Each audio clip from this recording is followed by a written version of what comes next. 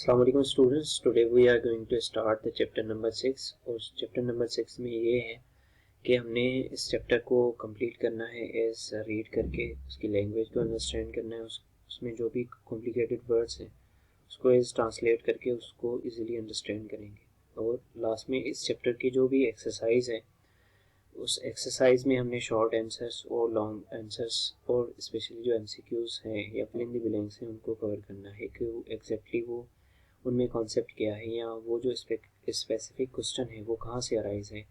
तो हर एक चैप्टर के लास्ट में जैसे कि एक्सरसाइज है, तो हर चैप्टर की एक्सरसाइज जो है वही उसी चैप्टर के टॉपिक में से ही अराइज हो रही है। तो वो कहाँ से हो रही है वो देखेंगे, क्योंकि लास्ट में जो एक्सरसाइज है मेजॉरिटी वहाँ से ही बोर्ड के एग्जाम में क्वेश्चंस पिकअप होते हैं। तो उन्हीं क्वेश्चंस को आपने जो है रीड भी करना है और अंडरस्टैंड भी करना है।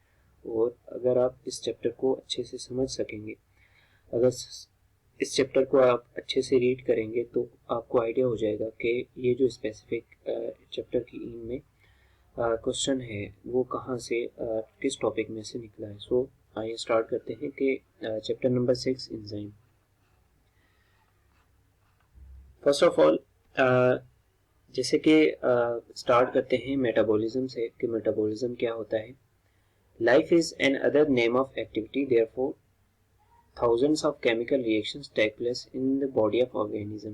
So जैसे कि जिंदगी एक एक्टिविटी का नाम है, so अगर एक्टिविटी कोई हो रही है तो वो किस में हो रही है। फॉर एग्जांपल अगर किसी जानदार में हो रही है, किसी ऑर्गेनिज्म में हो रही है, तो उस ऑर्गेनिज्म में जो है थाउजेंड्स ऑफ केमिकल रिएक्शन होंगे। वो केमिकल रिएक्शंस कैसे हो रहे हैं, उनको कौन परफॉर्म कर रहा है, स्पेसिफिक वो डिस्कस करेंगे। तो therefore thousands of chemical reactions take place in the body of organism. ठीक है, तो बाकी अगर केमिस्ट्री में केमिकल रिएक्शंस हो रहे हैं तो वो केमिकल रिएक्शन जो केमिस्ट्री में हो रहे हैं वो कौन परफॉर्म कर रहा है, और स्पेसिफिक जो किसी जानदार के, किसी ऑर्गेनिज्म के, किसी ह्यूमन बॉडी के अंदर रिएक्शंस हो रहे हैं।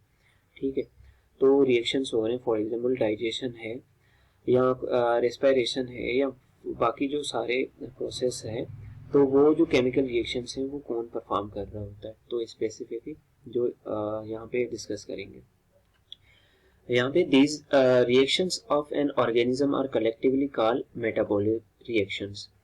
जो भी रिएक्शंस हैं उनको कलेक्टिवली क्या कहेंगे, मेटाबॉलिक रिएक्शंस। चाहे वो डाइजेस्टिव हो, जिसमें डाइजेस्टिव मेटाबॉलिक रिएक्शंस हैं, तो उसमें क्या कोई भी रिएक्शंस है जिसमें चीज़ें टूट रही हैं, बन रही हैं, या हमें एनर्जी मिल रही है या एनर्जी हमारी बॉडी में स्टोर हो रही है, तो वो सब क्या प्रोसेस है, मेटाबॉलिक जो है रिएक्शंस है।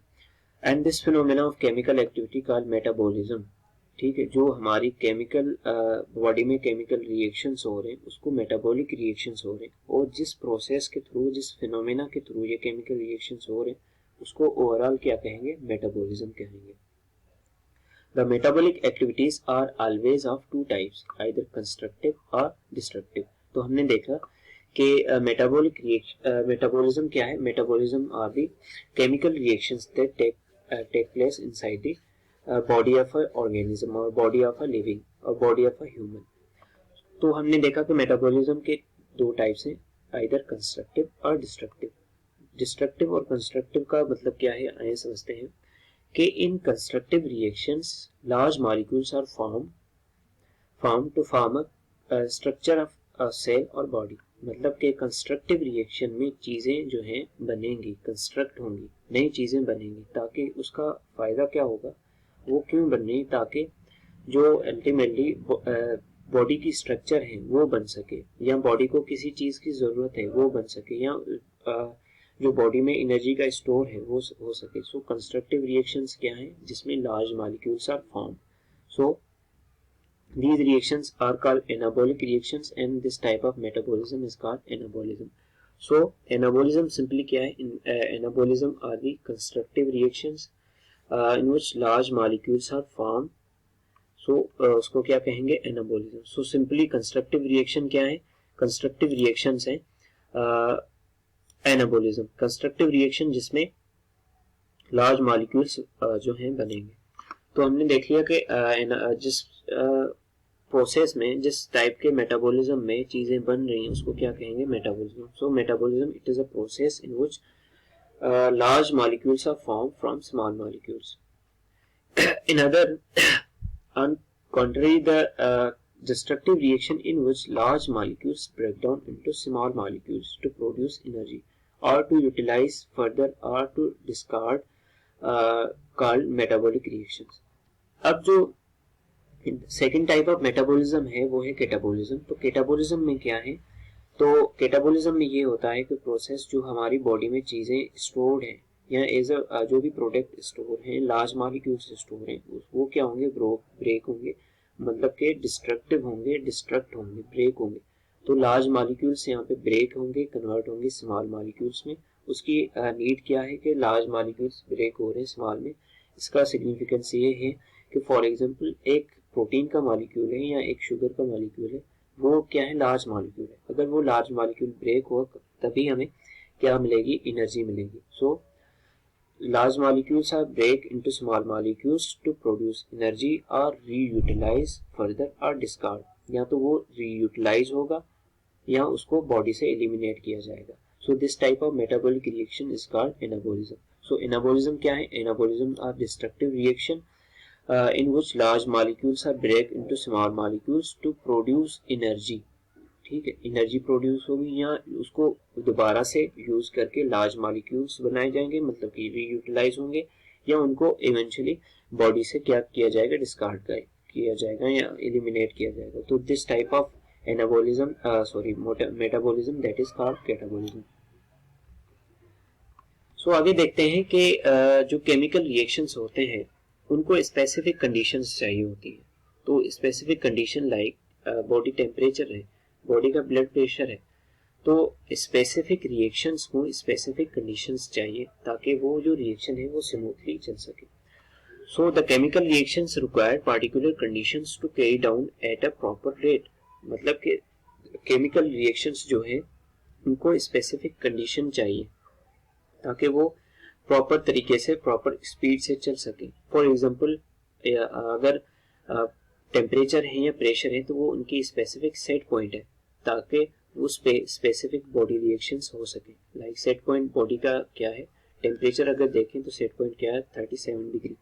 और अगर ब्लड प्रेशर देखें तो 120/80 जो है मिलीग्राम मरकरी जो है ये बॉडी का सेट पॉइंट है. अगर इससे ये सेट पॉइंट से, चाहे ब्लड प्रेशर हो चाहे टेम्परेचर हो, इससे अगर कोई भी सेट पॉइंट इंक्रीज होगी या डिक्रीज होगी तो बॉडी के जो रिएक्शन है उनका रेट जो होगा स्लो डाउन हो जाएगा या इवेंचुअली इनहिबिट हो जाएगा. केमिकल रिएक्शंस या जो उनकी स्पीड स्टॉप हो जाएगी या केमिकल रिएक्शंस जो है उनके रेट या स्पीड जो है वो स्लो डाउन हो जाएगी. सो स्पेशली कौन सी कंडीशंस यहाँ, टेम्परेचर और pressure. The condition of temperature and pressure inside of the cell organisms are generally found not to be suitable for chemical reactions. मतलब कि अगर ये केमिकल रिएक्शंस चेंज हो रही हैं तो वो सुइटेबल नहीं है ताकि केमिकल रिएक्शंस हो सके.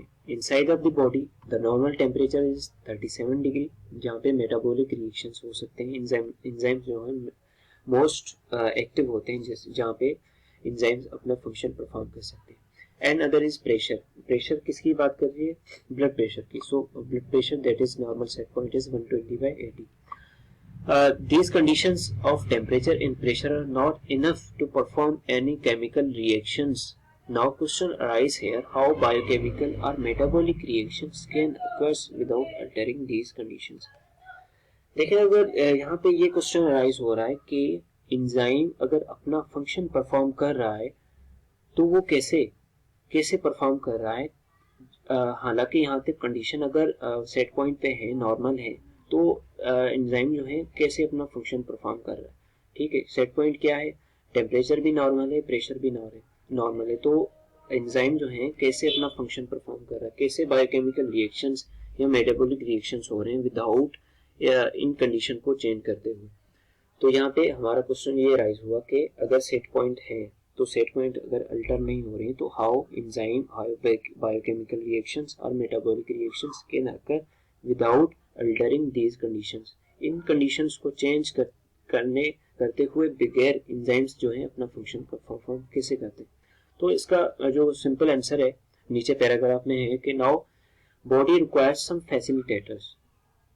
अब बॉडी को कुछ फैसिलिटेटर्स की जरूरत होगी, मतलब कि जो फैसिलिटेट करेंगे केमिकल रिएक्शंस करने में। मतलब कि अगर सेट पॉइंट चेंज नहीं हो रही है, टेम्परेचर भी सेम है, ऑप्टिमम टेम्परेचर है, ऑप्टिमम टेम्परेचर मतलब कि जिस पे बॉडी के जो एंजाइम है वो मोस्ट एक्टिव होते हैं, तो 37 क्या है ऑप्टिमम टेम्परेचर है। तो अगर ये ब्लड प्रेशर और टेम्परेचर चेंज नहीं हो रहा, तो अब केमिकल रिएक्शंस कैसे हो रहे हैं, बायोकेमिकल या मेटाबॉलिक रिएक्शंस कैसे हो रहे हैं जब ये कंडीशंस भी चेंज नहीं हो रही। So now body requires some facilitators, these facilitators helps to perform biochemical reactions at lower energy.